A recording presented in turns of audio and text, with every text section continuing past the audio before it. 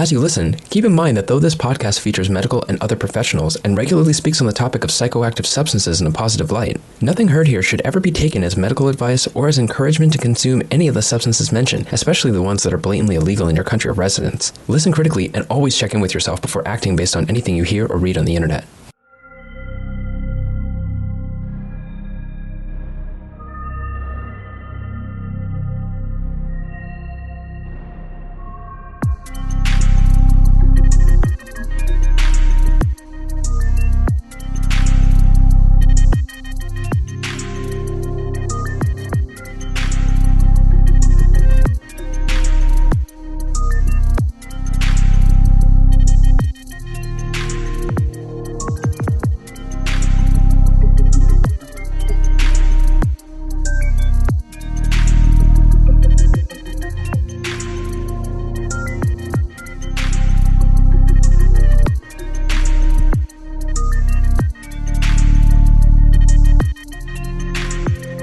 For the upcoming interview with Jesso Lawler, I want to add an addendum to the usual disclaimer. We talk somewhat inspiringly about different, quote, cognitive enhancers that have a wide variety of regulations across different countries. Many of them can be easily bought through the internet, but in Canada specifically, some of them are illegal to buy or sell for human consumption. So check, double check the legal nuances around these things and don't get yourself in trouble.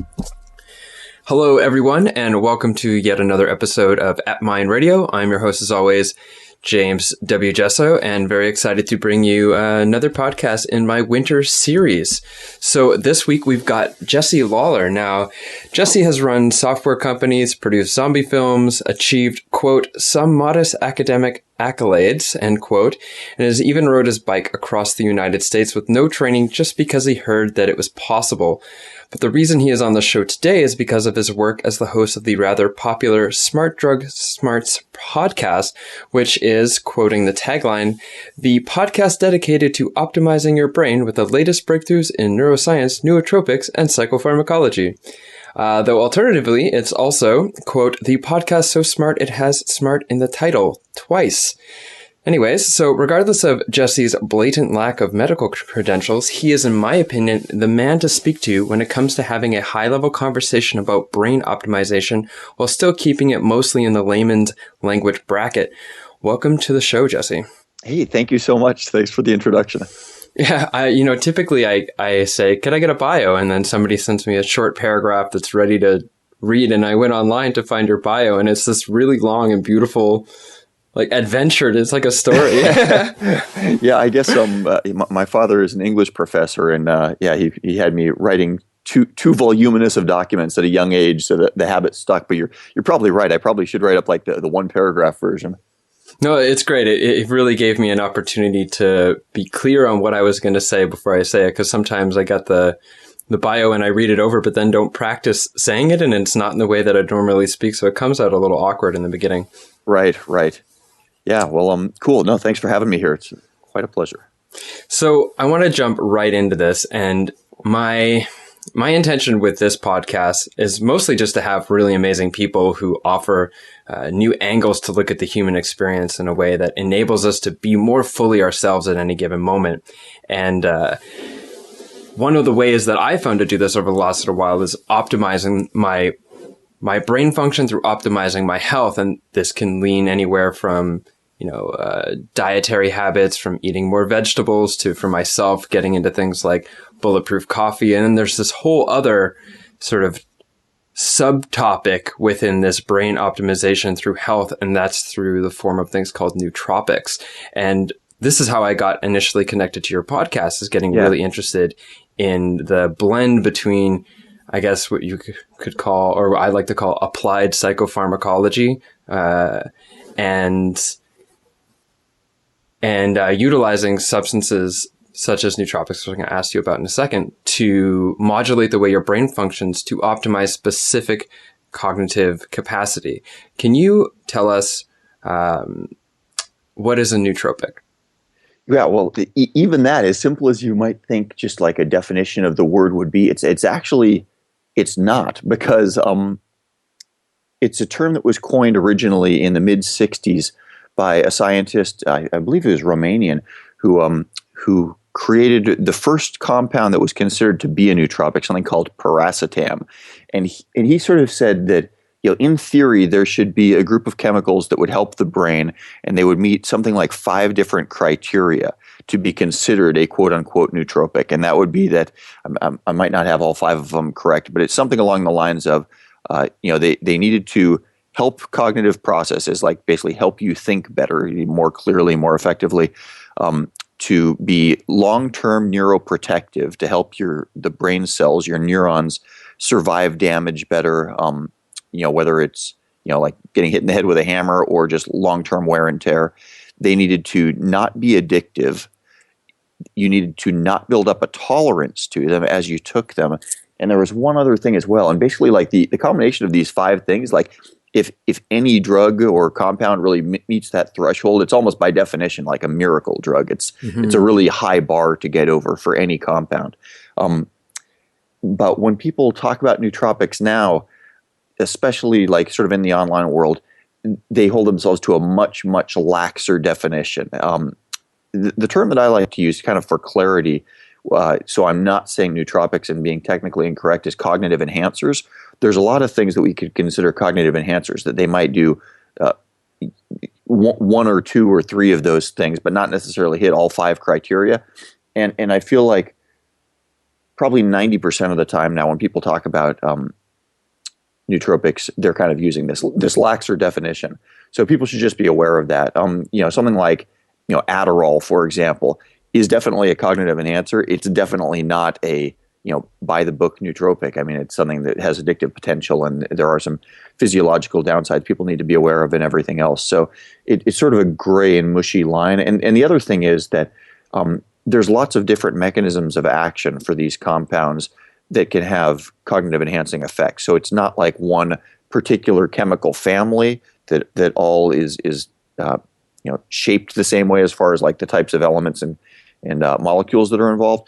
And it's not even one mechanism of action, where it might be things that have different chemical structures, but they're doing a very similar thing. It's really all across the board. We're talking about everything from plants called adaptogens that have been around since plants have been around, to things that have just been invented in some chemical lab in the last 5-10 years. Mm-hmm. So what are the main specific cognitive functions that get grouped into, this is what I'm looking to optimize when it comes to cognitive enhancers? Yeah, that's a great question.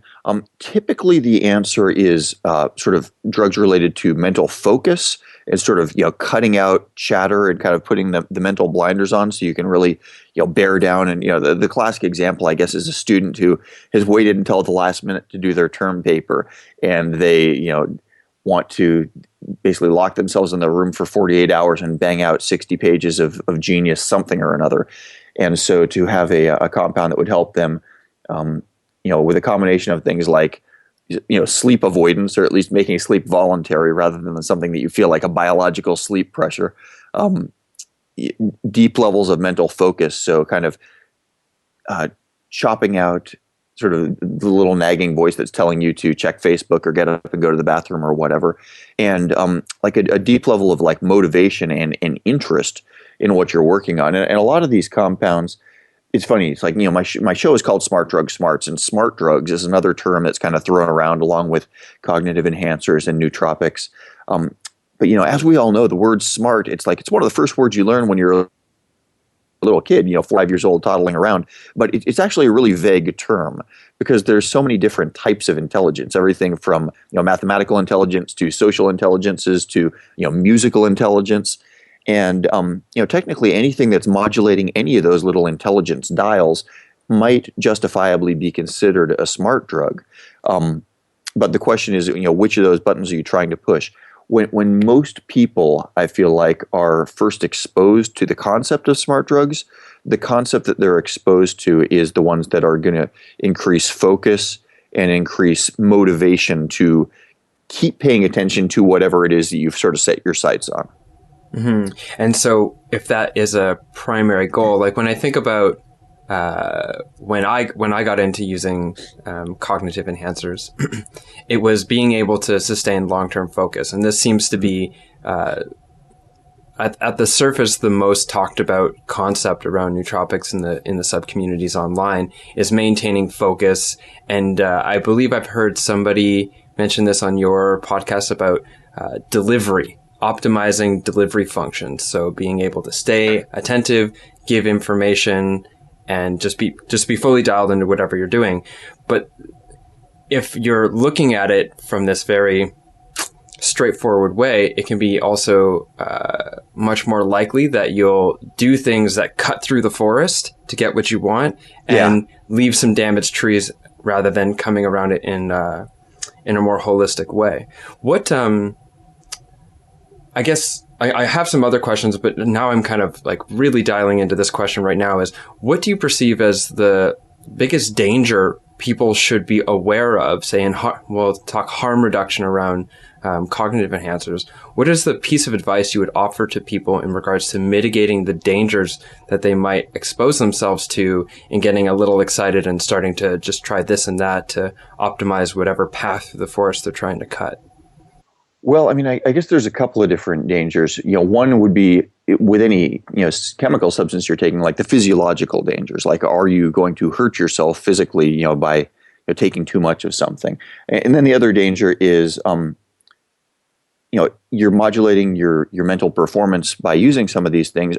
Is that going to be effective? Like, are you, changing the way that your brain works in a way that's going to be, good for your relationships, good for your business life, good for your, crossing the street and not getting hit by a bus, whatever it might be.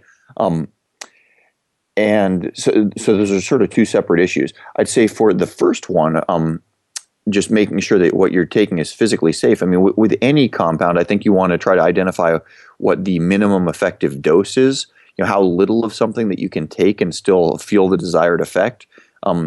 This is easier said than done sometimes, depending on the compound. Some things have what we call acute effects, where you take it and you can feel something happening. You can feel a spike. Like most people have the ability to tell when they've drank a strong cup of coffee. Caffeine has some acute effects, but something else like vitamin C, unless you have scurvy and you're so deficient that it's doing something really terrible to you, then you're probably not going to feel the vitamin C that you might have just eaten. So, identifying your minimum effective dose isn't always something that you can do just based on how your body's feeling. Sometimes you have to dive into the research a little bit and say, okay, well, this compound, based on my body weight and any other physiological factors that I know about, here's the amount that I might want to take. For the other stuff, for trying to determine whether you are going to be hurting your long-term mental outcomes, like an example I'll go back to Adderall, because it's something that people talk about is both a very, very strong cognitive enhancer, but then one can also have some negative consequences. One of the things that I've heard from people that have used Adderall is that it can make them feel kind of robotic and not want to interact with people, that whatever they want to get done, their focus is so laser beam on getting that done that being bothered by their girlfriend to have a conversation or something can get 10 times more annoying than it might be under normal circumstances. And so there can be some follow-on, negative relationship effects that come along with things like that. I don't know that there's a sort of a blanket answer to how to solve that problem, but it's something that I guess people should just be aware of. You said something at the beginning of the podcast, which was about trying to, find the fullest you, or being the best expression of yourself.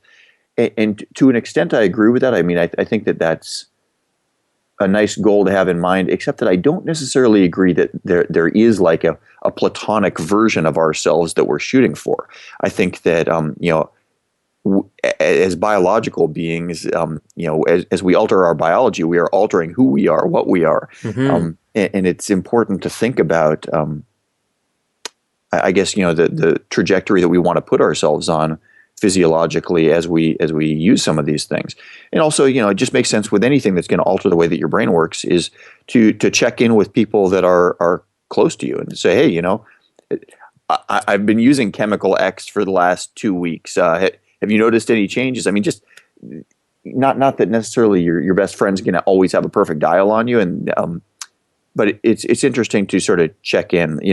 One example I guess I might make is, a lot of us have had the experience when you're in a romantic relationship with somebody and you have one view of it because you're like inside the bubble, but all your friends are like, oh, that girl's not right for you or whatever. And it's like if enough people on the outside say something, then it's worth, if one person says it, it might not be true. But if you start getting a chorus of agreement from the people that know you well, then it's really worth paying attention to. Mm-hmm. Yeah, I definitely agree that there isn't this, say, one particular goal that we should be shooting for in who we are, but more that as we expand our self-awareness and look at ourselves and look at our lives from all these different angles of perspective, we get a better idea of what our own potentials are, and in that become more self-empowered to, potentiate and carve out certain aspects of ourselves more so than others, let certain things go, build towards something that is the most authentic expression of who we want to be, and that being a completely unique thing that's open to 10 plus million thousand possibilities, within our contextual resources.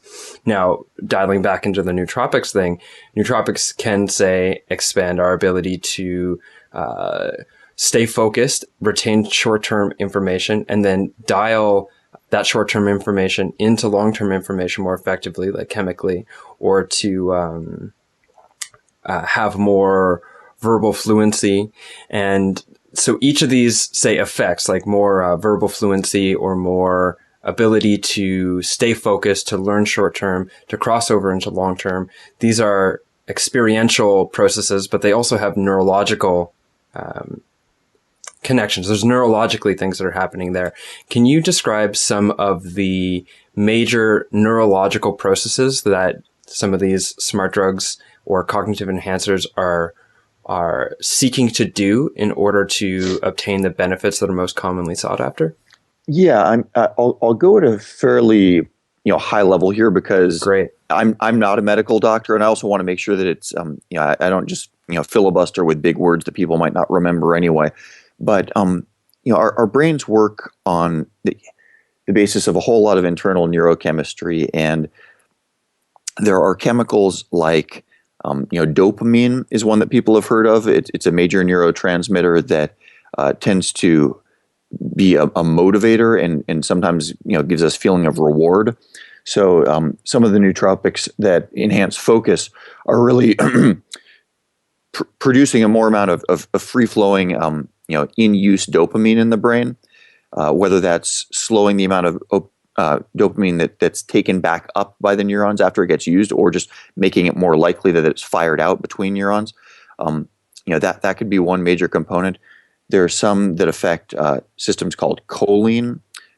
These are called cholinergic smart drugs. Things like CDP choline would be an example of that. Again, can be most neurotransmitters can have a couple of different roles. It's not like they all do one thing. Some of them are what they call excitatory for some nerve cells and have the opposite effect. They sort of damper down the likelihood of firing of other nerve cells. There's a pretty well-known neurotransmitter called GABA, GABA, all capitals, that actually tends to be the opposite of excitatory. It sort of slows things down, mellows people out. GABA is one of the compounds found in green tea. When people, green tea's got this interesting property in that despite the fact that there's caffeine in it, which normally kind of perks people up, it also has sort of a nice, like, mellowing you out feeling. And it's actually it's something called L-theanine, which is a compound that releases or promotes the release of GABA within the brain that kind of has that calming you down effect that can counterbalance the caffeine nicely. So, I'm not sure if that's too high level or not, but there's something just like go for it. 30 major neurotransmitters in the brain, and I don't have all of them memorized, hook, line, and sinker, but they each, anything that's affecting the brain is really doing so because it's affecting the likelihood that one or more of these neurotransmitters is going to be released. And then I guess there's also some things actually that work on the brain's electrical system, like some of these gadgets that people wear nowadays, like transcranial direct current stimulation, is something that people have talked about when they put electrodes at various places on the outside of their scalp, and essentially are attaching a small battery that put some extra energy through their skull at one point and makes the cells in those areas, the nerve cells, a little bit more likely to fire. They've got a little bit more capacity charge in that battery. And then I forget which one is the cathode and which one's the anode. One's like the positive, one's the negative. But then wherever you put the negative, it makes those ones a little less likely to fire. So depending on where you put the cathode and the anode on your scalp, you can sort of modulate different areas of the brain being more active at those times. So electrical and chemical messengers are essentially what people are using for any sort of brain change that they're trying to make. Mm-hmm.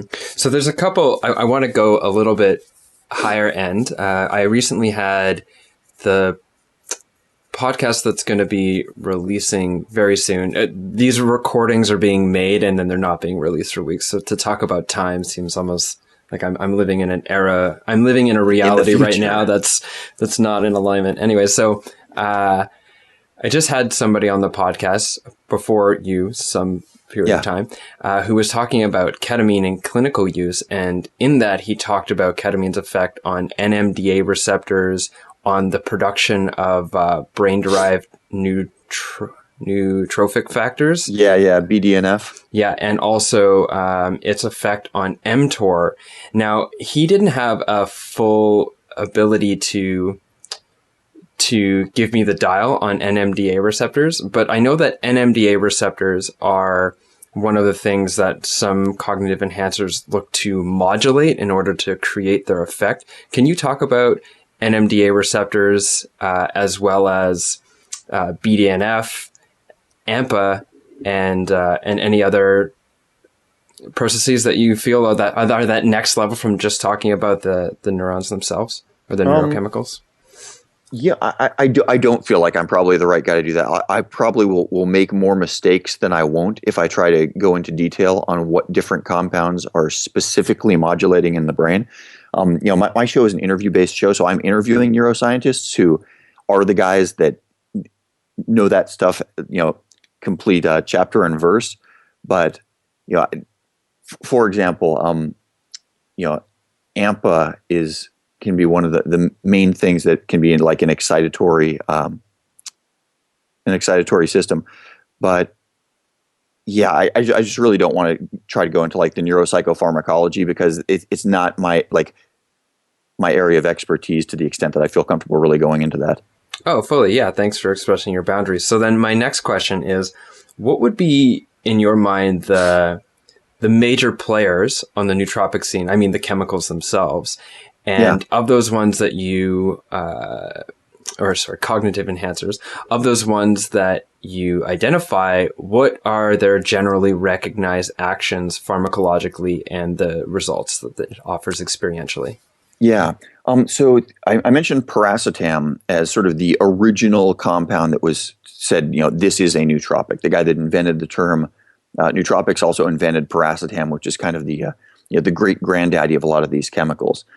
And there have since been a variety of compounds made that have the suffix racetam. So from piracetam, then there were chemical cousins, aniracetam, oxiracetam, pramiracetam, and a whole lot of others like that. I think there's something like 12 or 15 of them right now. And a lot of them have really just been invented in the last 10 or 15 years, or even less.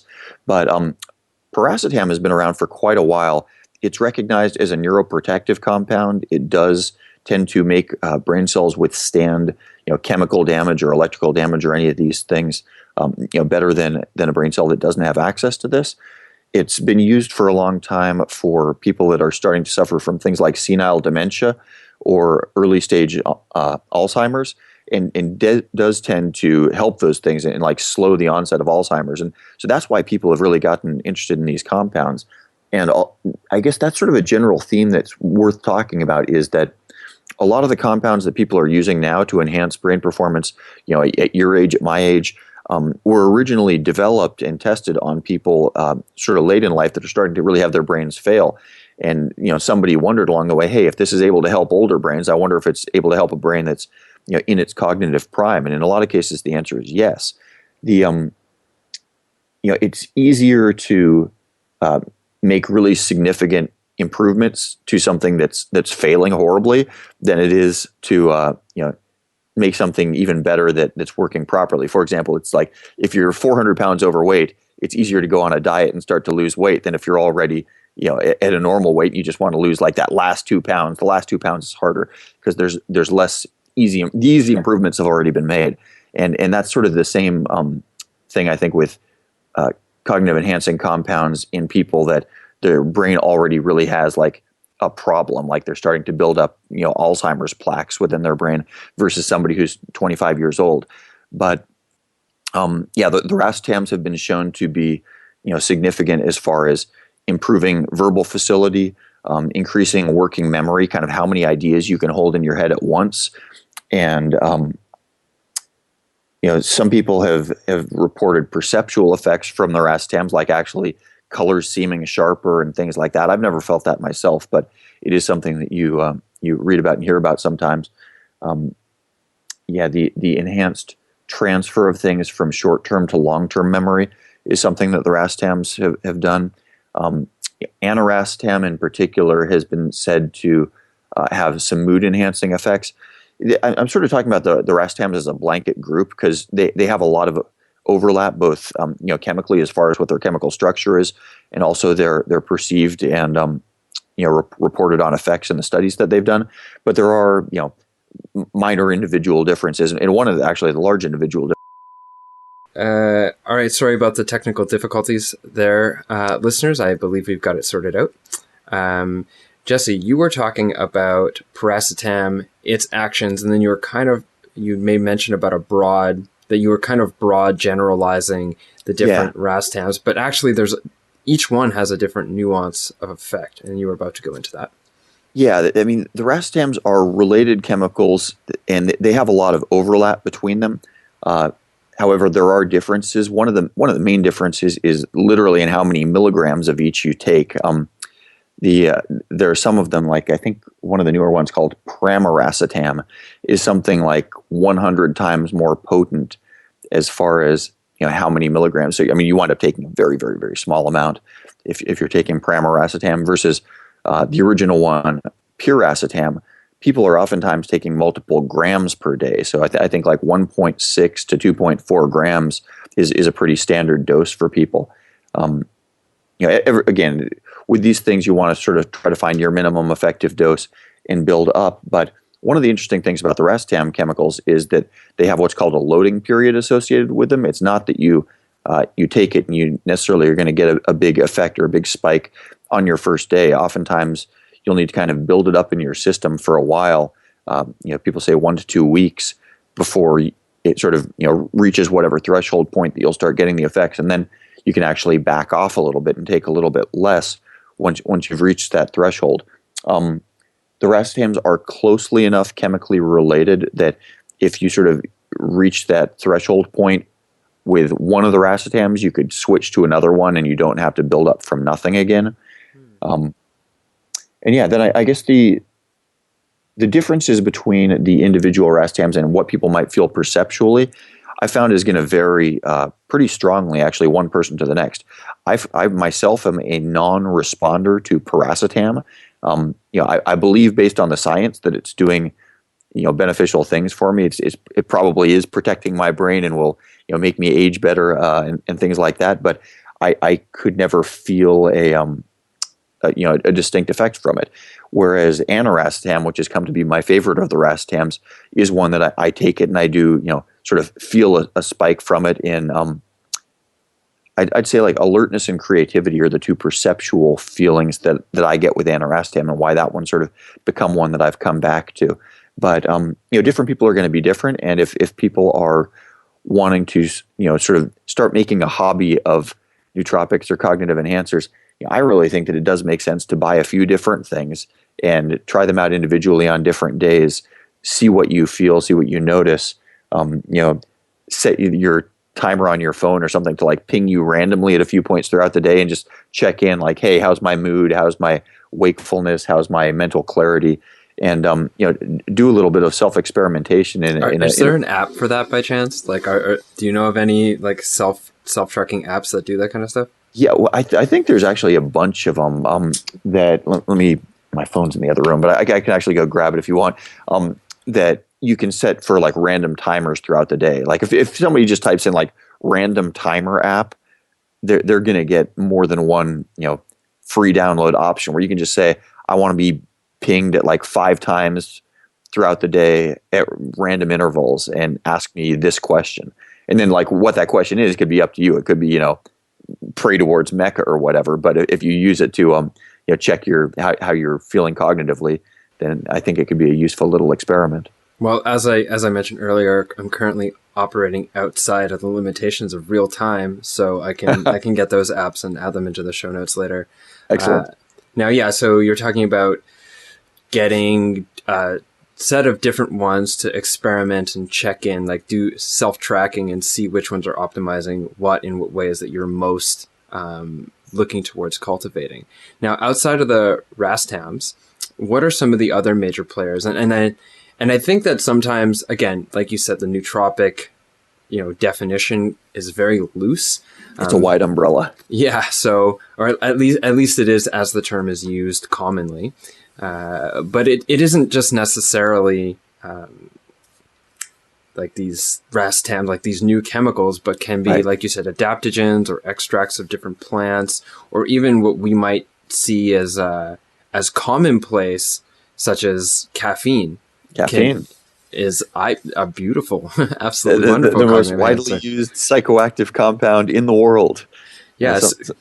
Can you go into a couple of the other ones? Maybe starting with caffeine, since we're on. Yeah, absolutely. No, we did a caffeine episode pretty early on, named with Dr. Laura Giuliano is one of the world's big caffeine experts. She said a quote that I really remember from that one is that they have a hard time doing studies of caffeine and its effects on people because it is so difficult to find a caffeine naive population.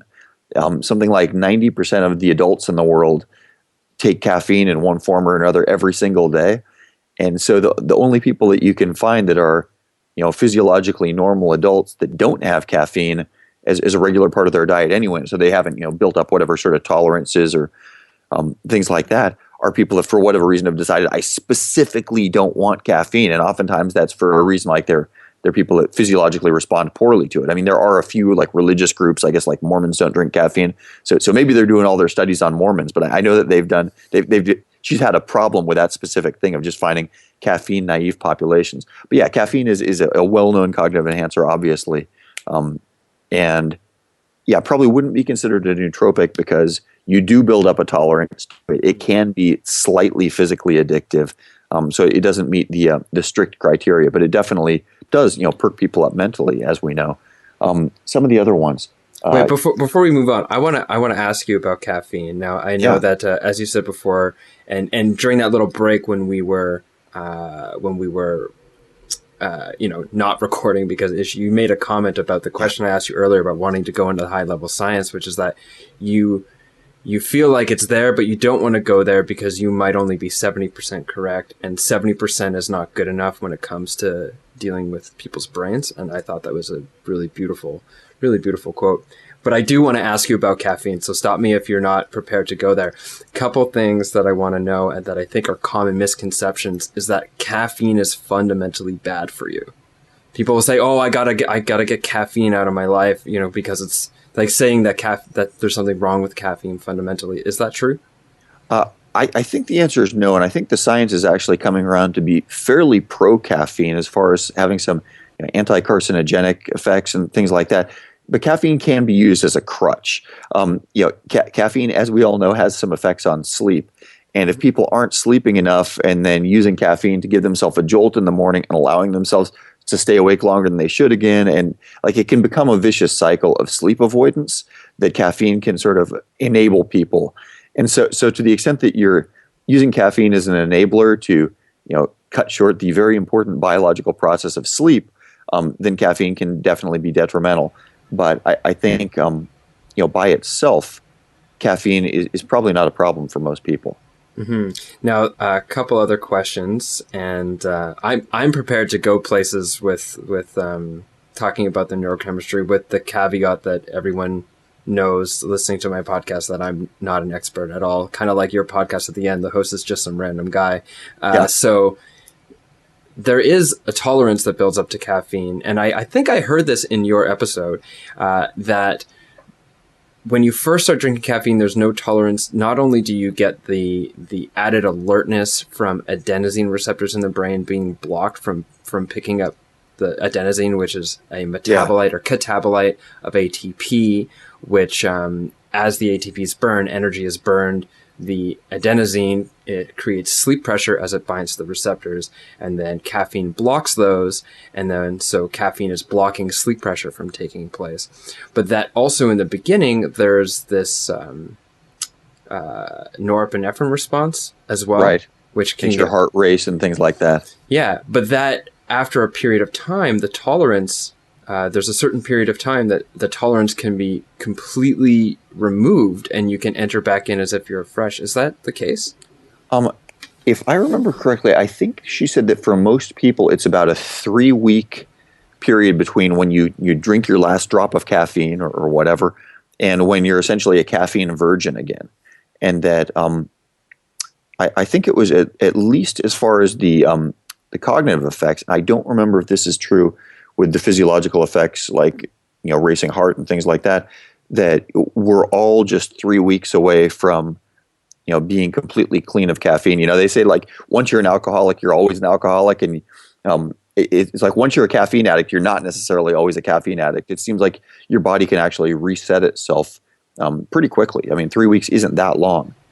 Mm-hmm. My last question about caffeine, because I want to really optimize the amount of time we have and not just talk about the most widely used cognitive enhancer in the world, is coffee naps. I've heard you talk about this too. Can you explain to the listening audience what a coffee nap is? Yeah, well, this is you sort of touched on it there. So caffeine is very closely it's the actual chemical compound, the molecule of caffeine is shaped very similarly to a chemical in your brain called adenosine. And adenosine is kind of like your brain's, like the sand in the hourglass, that when your brain's adenosine receptors fill up, then you start feeling like, I just got to sleep. I can't get around it. When you drink caffeine, then the little caffeine plugs these holes that would normally be filled with adenosine. And so you don't get tired. It's like the hourglass can't fill up.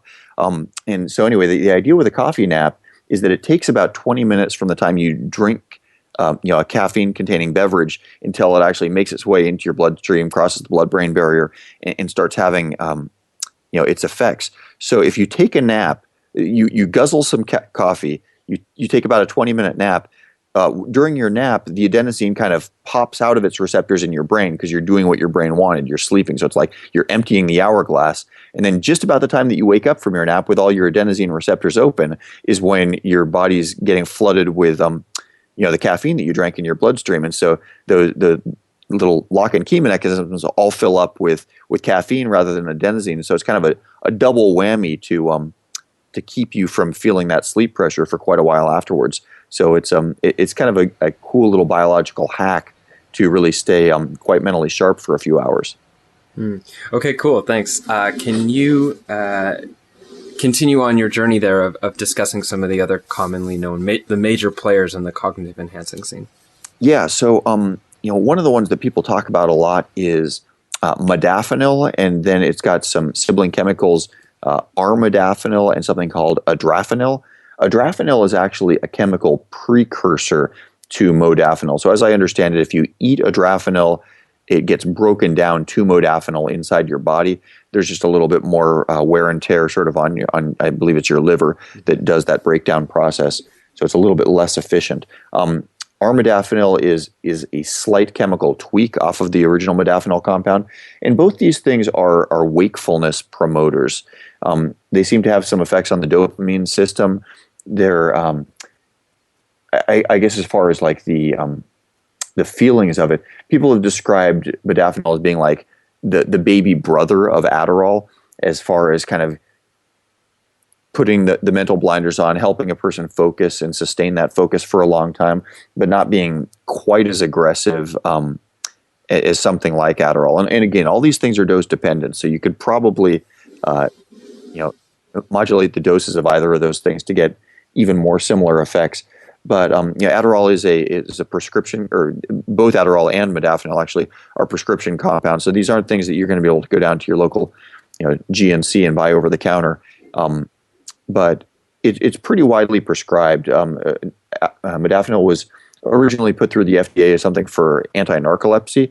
So people that fall asleep in the middle of a conversation, narcoleptics, if you know any of those. That's what the drug is for. It's to keep that from happening. But it's oftentimes prescribed for people that have night shift jobs where they need to stay up at night, sort of, even though that's fighting their body's normal biological rhythms of waking up with the sunrise. And it's not necessarily a difficult one to convince your doctor to give you an off-label or non-standard use prescription for, because it does seem to be very well tolerated by the body. There are some people that will have skin rashes and things as a result, but that seems to be pretty small, like the similar number to the amount of people that have bad reactions to something like aspirin. Just to clarify, everything that you're just saying was for Modafinil, not for Adderall, which for a second there. Totally different drugs. Adderall is an amphetamine-based compound, and is definitely strongly affects the dopamine system, much more so than the affinils, more than Modafinil or Armodafinil, and it does have an addiction at a much higher level than the Modafinil does. I mean, there probably are Modafinil addicts out there, but I've never heard of that. I would think it's probably something like where you can be psychologically addicted, but not necessarily physiologically addictive. It's similar to marijuana and stuff like that. You probably can't get physiologically addicted to marijuana, but there are people that take it so much you wonder if they're emotionally addicted to the stuff. Mm-hmm. Yeah, well, we do live in a society which prizes productivity and anything that gives us a sense at the end of the day that we achieved the very goal set of our lives according to everything we've been offered in society. It can probably be quite psychologically addictive. Yeah, I've never made it to the end of my day's to-do list and actually checked off the last thing. That's a hill that I might never make it over the top of. I think every day that I have done that, which is usually because I set the bar really, really low, I just start on tomorrow's and then get frustrated that I didn't get enough of tomorrow's to-do list done. Oh, no. Yeah. That's horrible. It's like the Chinese boxes. It just keeps going down. So let's see some other ones. We've talked about the Modafinil, Armodafinil, Ritalin. So I guess there's also these ones, sort of the ADHD drugs, attention deficit hyperactivity disorder. I think everybody probably knows what that is now, but a lot of the compounds that are used to treat that, most famously, Ritalin and Adderall are also, I mean, they definitely are cognitive enhancers, and they're oftentimes used by people that don't have ADHD, that are not, considered to be on the ADHD spectrum, to kind of have this, hyper focus. The interesting thing is that, having spoken with both the doctors that do these prescriptions and then users of both these compounds that are ADHD people, is that the effects on the brain of somebody that does have ADHD are much different than somebody that doesn't have ADHD and takes these drugs. Whereas, like I don't have ADHD, so if I take it, it would probably make me almost supernaturally focused. Whereas people that do have ADHD and take these drugs, it allows them to focus at the level that a normal person can do anyway. So it's a really, really different effect. These can be life altering in a very good way, drugs for people that need them. For people that don't need them, it could be useful, but it's just really worth considering what the physiological consequences are. There can be some downsides. I've got episodes, I think a couple of episodes now on each Ritalin and Adderall, and if anybody's curious about those, I would recommend listening to those episodes and really, hearing the doctors and the pharmacists deep dive on those topics, because there's a lot to be said. As you mentioned, there's also things that have been around forever that are cognitive enhancers. People are probably familiar with ginkgo biloba. Is an adaptogen plant. To go through some of the others quickly, there's an Indian herb called Bacopa moneri that's been shown to have beneficial effects on memory. It's been around for a long time. The nice thing about these plants that have been around for a long time is if they were going to do something terrible to you, we would probably know about it by now. People have been using them for thousands of years, and so they might not have the chemical kick of something like Adderall, but on the other hand, they probably, if there was going to be a major physiological downside, it would already be well known to us. What else? Lion's mane mushroom has some interesting cognitive properties. And there's actually, I'd like to do more studies into the fungus, because it seems like there's a lot of really interesting chemical properties in different fungi. What else?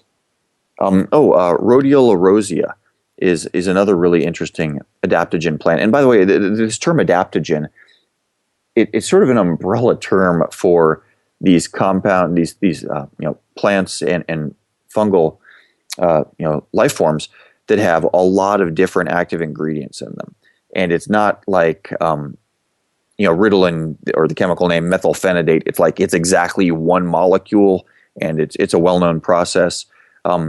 If you have something like Rhodiola rosea, I believe that there's like 100 plus active compounds in the plant. And depending on whether you eat plant A or plant B, or the extract of plant A or plant B, the relative ratios of those different compounds could be very, very different. So you don't necessarily know exactly what you're going to get from one batch to the next. And it makes it difficult for scientists to study too, because they can see sort of the broad spectrum effects that these things will have on people, but they're not.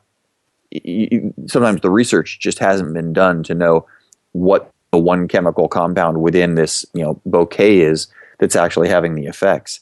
And there's some interesting push and pull in between what we would like to know as scientists and researchers versus what somebody's willing to pay to get researched. Because if a plant's been around for 10,000 years, nobody can patent it. And so the question is, what company is going to pay to have all the research done to identify, which part of the Rhodiola rosea plant is giving the most significant effects, because they can't patent Rhodiola rosea. It's only if they can identify which one of the 100 plus molecules it is, and then somehow tweak that molecule so they can patent their tweaked version and then turn it into a something that's going to be more useful than what we already had in the plant form, so they can sell it at a jacked up price to justify the hundreds of millions of dollars of research that they might have just done, and the FDA approvals and all those things.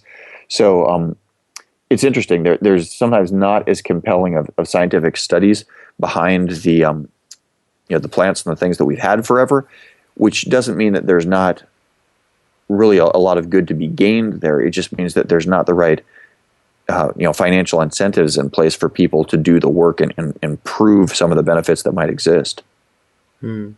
So before, we're working on a limited time frame today, especially with those technical hiccups we had previously.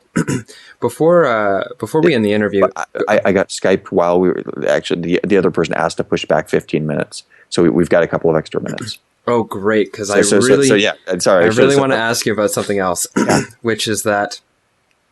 And again, so a lot of the stuff that we've been talking about is in a legal gray area or is strictly unscheduled in certain countries. There's a disclaimer at the beginning of this episode that a lot of the stuff that you're talking about in like taking, right, is from a perspective of being in a country where you can say those things, but then also say, yeah, you can take these, but FDA not approved, blah, blah, blah. Where in Canada, it's not legal to buy or sell these substances for any human or animal consumption at all, and can only be used for research purposes. So this is just information for people who exist outside of Canada and can experiment with these things in a human consumption form. But the next question I'm going to ask is pretty much almost globally recognized as you're not allowed to take these things. And I'm curious, being that you are on very much the cutting edge of the cognitive enhancing scene, and so is this next topic. Ooh, the anxiety here comes. I'm myself. Where are you going? Is what have you heard, either in public or private communication with people, about the developing area of microdosing psychedelics for cognitive enhancement? Yeah, that's a really interesting question. I've heard that mostly people are using LSD for microdosing, Although I guess any of the psychedelic compounds are probably equally valid for people doing self-experimentation in this. I mean, so you might have talked about this in previous episodes, but I mean, essentially the compound of microdosing is to take a psychedelic compound, not for recreational purposes, not for going beyond recreational into trying to discover the mysteries of the universe or deep self-insight, but more kind of like a sub-psychedelic threshold dosage that you can still get some minor perceptual effects and maybe like some upticks to your creativity and or your mood, but you're not necessarily going to be tripping balls. You could still do your job, log into your computer, hold a conversation without somebody necessarily knowing that, like, man, your pupils are the size of saucers or whatever. And so kind of trying to find that medium dose. And I think when people do it with LSD, I've heard that they do about 20% of what would normally be considered one hit or one dose of LSD.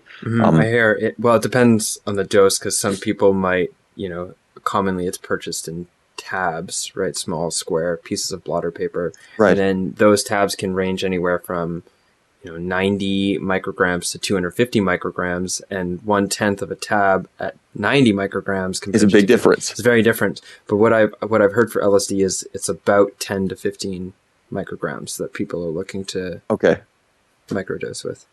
Mm-hmm. Yeah. So, people are doing that for different reasons than, if you're taking something like a focus enhancer, like a racetam or modafinil or something like that. Your brain, the brain is an amazing organ, but it can't do everything at once. And I think that's sort of one of the things I try to come back to on my show a lot is I don't think that there's like one perfect, stack of supplements that you should take the same thing every day and just be like, that's it, I'm done, that's my stack. I mean, it would be like eating the same meals every day. It's kind of, it's not to say you couldn't do it, but I think variety is the spice of life, and the power of our brain is that our brain is useful for, it's like a universal machine that can be, doing anything we attempt to make it do. That's the beauty of computers too. It's like a computer isn't like a machine that does one thing. It's like you can give it different software and it behaves in different ways and has all these different outputs. And it might be that sometimes you want to flood your brain with dopamine, have like hyper focus, and write your term paper for the next 18 hours.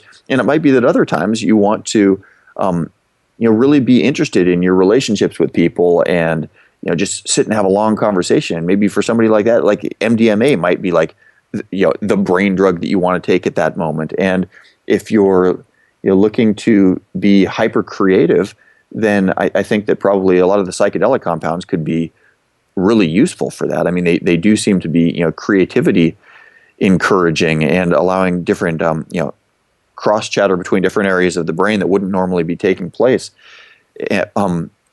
But again, some of these things are just, it's like a teeter-totter. If you push your focus up, you push your creativity down almost consequentially. So all of these things are just different tools in the cognitive tool belt. And I think it's worth, having a fully arrayed belt with a lot of tools in it. Mm-hmm. Beautiful. So I'm curious if there's, well, actually, I'm going to ask you about this because you had mentioned that there isn't one perfect stack. Like, that's it, we're there. Yeah. That being said, you, in all the experiences that you've had over the last little while, have come to help synthesize 2 different stacks through a company you run called Axon Labs. Yeah. So I want to give you a space to maybe talk about these 2 products because they look really awesome. Cool. Well, thank you. Yeah. We do have 2 stacks that we put out. One of them is based on mitochondrial health. Mitochondria are sort of the little power plants within cells. They build something called ATP, adenine triphosphate, that gives all of your cells energy. So that stack, although it does have some cognitive enhancing properties, there's something in there called sulbuthiamine in particular that is in itself considered to be a nootropic compound. But the 6 ingredients within that one is called mitogen. Mitogen is all based around mitochondrial health, promoting the growth of new mitochondria within your cells and giving the chemical precursors that the mitochondria need in order to create ATP, this sort of universal energy molecule. The other one is called Nexus. Nexus is a stack that's built around aniracetam. So as I said, aniracetam is my favorite of the racetams that I've tried. It's and one of the things that I guess would be worth bringing up about the racetams again is that there are like 15 or 20 of them, but a lot of them have been invented very recently and really haven't gone through the human testing that the older ones, things like piracetam, aniracetam, oxiracetam, I think are the original three. Those ones have had a heck of a lot of human testing. And they're prescription drugs in Europe, so we know they're safe. They haven't gone through the U.S. FDA for whatever reason. They've been around so long that they're, again, because of the legalistics of it, there's just no motivation for anybody to take them through the FDA in the U.S. because they would instantly be generic drugs rather than ones that could be sold at a high price point. So they're forever in this sort of weird gray area in the U.S. where you can take them, you can buy them. They're just not prescribed, but they're also not food, so they're not sold as food supplements, like something that could be a plant is. But anyway, so totally got off track there. But Nexus, our cognitive stack, is one that's built around aniracetam. It's got something called CDP choline in it, which is a choline promoting drug within the brain. Oftentimes the racetams and the cholines are stacked together. They have some synergistic properties, and also if you use a racetam without choline supplementation, depending on whether you get enough choline in your diet, you can sort of run out of choline. So oftentimes it's nice to stack a choline on top of a racetam to make sure that those two work in conjunction with each other. And then there's also an adaptogen plant called pycnogenol, and something called phosphatidylserine, which actually phosphatidylserine helps with brain cell membrane permeability, and it exists within the human body naturally, but you can kind of get some benefits by topping up your supply. So Nexus is a compound that we put together that is specifically cognitively based. I probably take it about 4 days a week, but I don't take it every day out of the week. Because I like to be able to, like I said, variety is kind of the spice of life. I'll generally, 1 day a week, I will eat nothing. I will completely fast, no supplements, nothing but, water or tea and black coffee, just to kind of, clean out my system. Other days I will, I'll generally take I'd say I'll take, Nexus or one of the racetams 3 to 4 days a week. I'll take about 100 milligrams of modafinil probably 2 days a week, and then have 1 day a week where I just do nothing. It is sort of a rotation that I go through a lot. But I try not to stick with anything hard and fast that I do every single day, except kind of the boring stuff like fish oil and vitamin D3 and my Flintstones multivitamin. I don't really do a Flintstones multivitamin, but that kind of stuff that's more for my general body health rather than for a cognitive effect. Yeah, well, I feel like our general body health is what our cognitive effect sort of leans heavily on. And if you don't take care of that foundation, then you might be able to push into hyper zones, but you're doing so by taking everything you've got that's left and maybe some at a cost that you'll eventually have to pay back, either at the very least, fatigue, but potentially in the long term, something a lot more costly than general fatigue.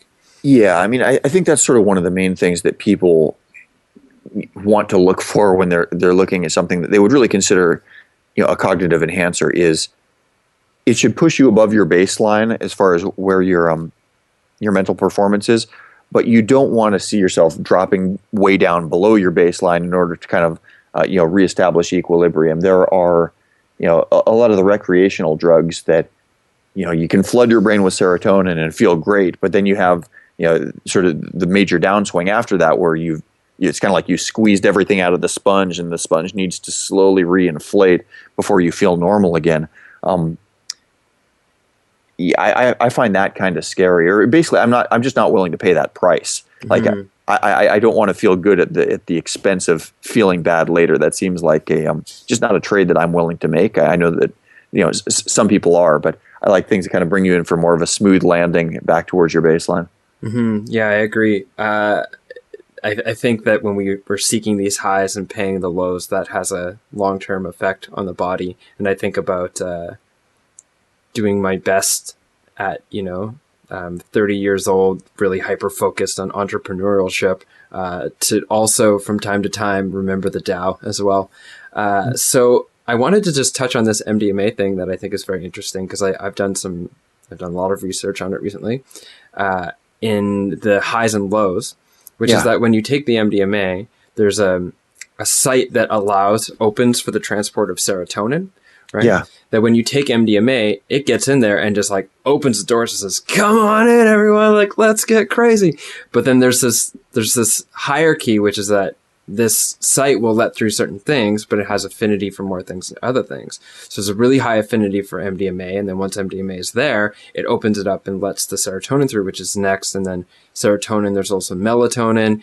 And then from there are compounds that want to go through that typically wouldn't be allowed to go through. But if the gates are open, they might as well come on in. Mm-hmm. And what happens is when you've been rolling on MDMA, that you, quote unquote, people say you run out of serotonin, right? And that you get serotonin depletion and that you're sad later because you don't have enough serotonin, et cetera. But what actually is happening is that when you don't have the means to put more serotonin through, it starts letting in these other things that can be quite damaging, including the toxic, say, catabolites of MDMA in the brain.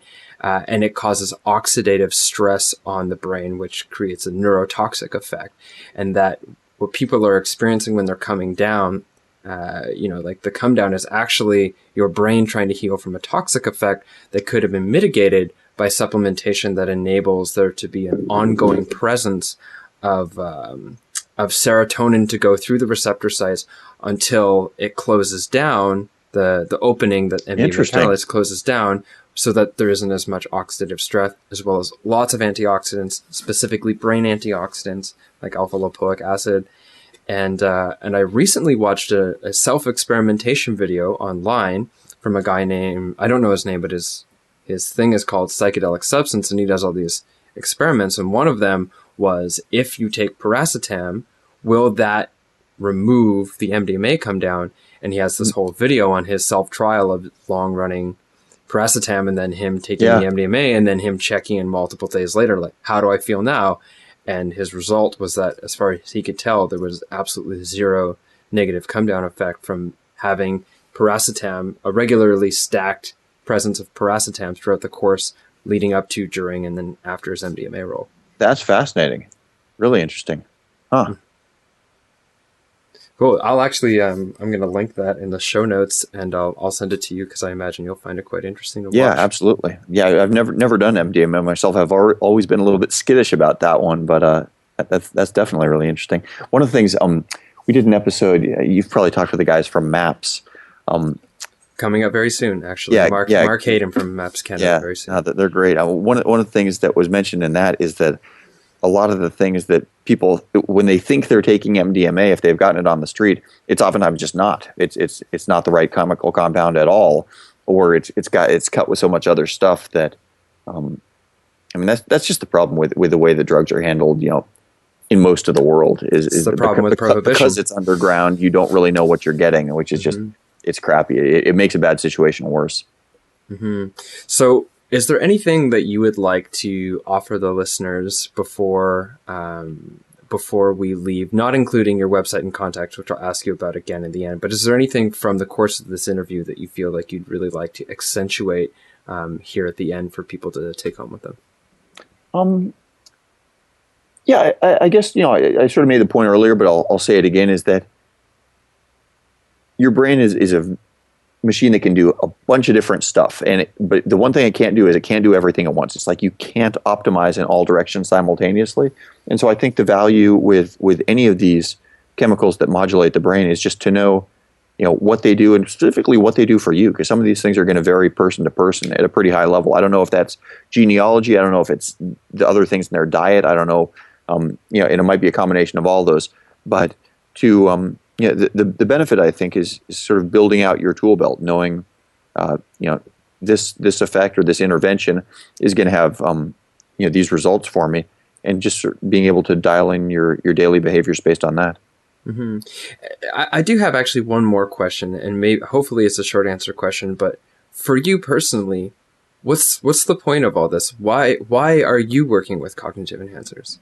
Boy, I've always been curious about the brain. I mean, it's like, in a weird way, it's like this just narcissistic self-interest. I mean, the same thing that I think we all have to one extent or another. It's just like, my brain is me. Like I'm a very sort of rationalist, skeptical type of guy, and I just kind of feel like it's a way of being interested in myself. And I think it's interesting that by tweaking our neurochemistry, but we can kind of change what it feels like to be us and our window into the world. I think it's inherently fascinating. It's like I don't know why everybody else isn't as interested in it as I am. I know that sometimes I'm the weird one at the table, but yeah, it just seems like it's self-evident that it's fascinating to me. Yeah, I can really relate with you on that, Jesse. So, cool.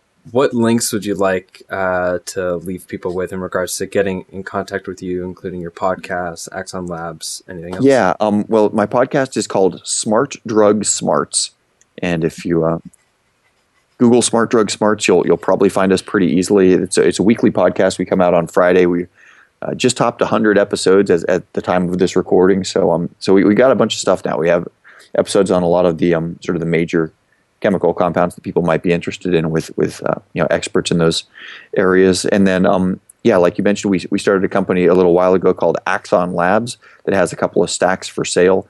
Mitogen and Nexus are the two. Mitogen's for mitochondrial health, and Nexus is a general cognitive enhancer, helps with working memory and creativity. And that's at axonlabs.io. It's not a .com, it's a .io. But if you go to the podcast website, you can also get linked over there. Great. And what are your handles on Twitter? Oh yeah, my Twitter handle. Okay, so you got to spell it. Well, we've got at Smart Drug Smarts is the podcast one, and then my personal one, which I tweet from also, is my last name is Lawler. That's Lawler, and listeners to your podcast have probably heard of the music festival Lollapalooza. Since Lawler is kind of like Lawler, Lawlerpalooza is my Twitter handle. Great. Well, Jesse, thank you so much for being on the show today. Hey, thanks so much for having me. My pleasure. Okay, for the listeners out there, thank you for listening to yet again another episode of ATTMind Radio. If you like what you heard, please head over to iTunes, seek us out, leave a rating and a review. That'd be really appreciated. And if you really like what we're doing, you'd like to support the podcast, I've recently started a Patreon page, which is kind of like ongoing crowdfunding for things like this podcast and the various articles and essays that I write. So yeah, check those things out. Thank you again for listening, and take care.